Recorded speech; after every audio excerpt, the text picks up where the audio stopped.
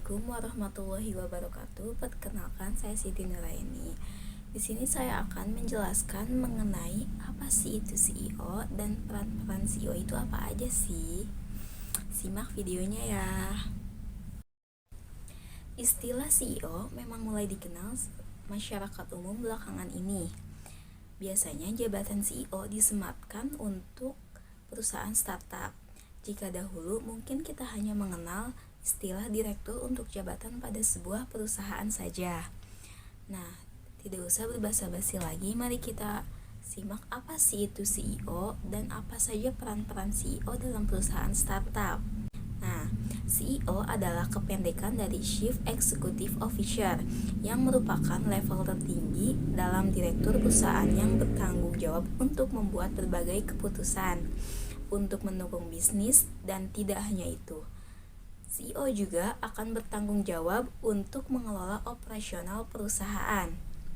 Dengan begitu, banyak pekerjaan ini tidak mengherankan jika peran CEO paling sulit dilakukan karena mereka harus memiliki sikap yang kompeten. CEO tidak hanya mengomunikasikan kebijakan perusahaan kepada eksekutif yang berbeda, tetapi CEO juga memiliki tanggung jawab untuk menginformasikan kepada publik, sehingga tidak mengherankan jika beberapa CEO terkenal bekerja adalah orang lokal yang terkenal. Semakin besar ukuran perusahaan, semakin besar pula tanggung jawab yang akan dilimpahkan pada dirinya, dan nantinya sebagai CEO, kamu akan mengambil keputusan yang mempengaruhi perkembangan perusahaan dan strategi bisnis yang sedang berjalan atau yang sedang dilakukan. Adapun peran penting CEO dalam perusahaan startup, ada 5 peran CEO dalam perusahaan, yaitu 1. Menetapkan tujuan bisnis. Tujuan CEO adalah bertanggung jawab atas setiap tujuan dan menulis rencana bisnis perusahaan. Selain itu, CEO juga ikut memantau setiap perkembangan departemen yang berada di bawah tanggung jawabnya.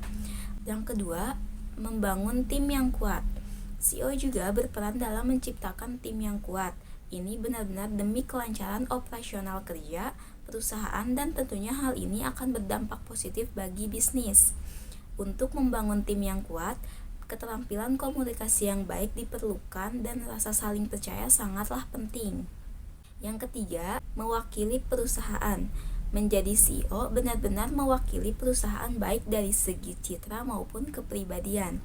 Seringkali penilaian produk tergantung atau mempengaruhi citra CEO di mata publik. Yang keempat, ada perhitungan alokasi anggaran. Salah satu tugas CEO adalah menghitung dengan cermat modal perusahaan untuk melihat keuntungan dan kerugian perusahaan. Yang kelima, membangun budaya kerja yang positif. Pada akhirnya, tugas CEO adalah membangun budaya kerja yang baik dan lingkungan kerja yang baik agar pekerjaan karyawan efektif. Mungkin sekian dari saya. Mohon maaf bila ada salah kata mengenai pengertian dan peran-peran CEO di sini. Sekian dari saya. Wassalamualaikum warahmatullahi wabarakatuh.